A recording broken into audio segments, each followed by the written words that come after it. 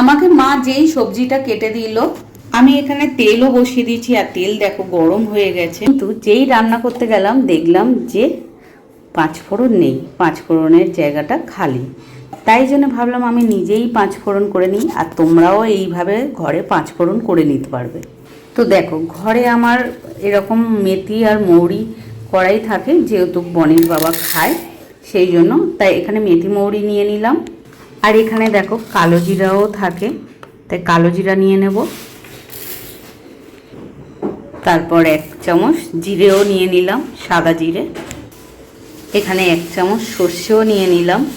আর এখানে দেখো 1 চামচ রাঁধুনি নিয়ে নিলাম। এইটাই হচ্ছে ইম্পর্টেন্ট, এই রাঁধুনিটা।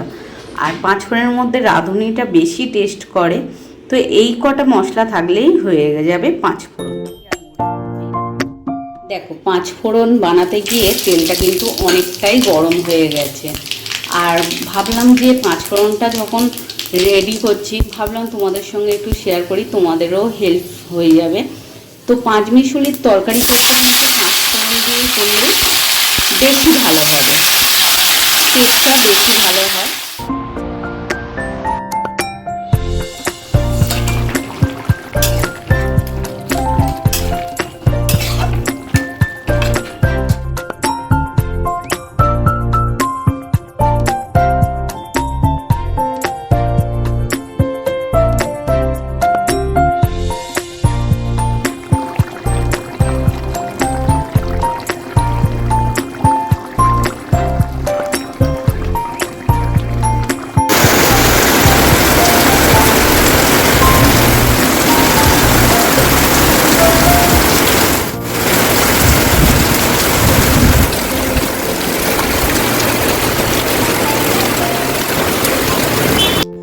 আজকের লাঞ্চের মেনুতে কি কি আছে চলো তোমাদেরকে দেখাই। এখানে ভাত আছে, এখানে পাঁচমিশালির তরকারি, এখানে ইলিশ মাছের তেল আর মাথা ভাজা, আর তার সাথে তেলও আছে।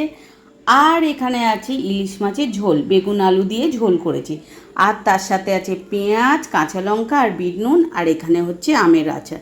তো আজকের লাঞ্চের মেনুটা তোমাদের কেমন লাগলো অবশ্যই তোমরা কমেন্ট করে বলো।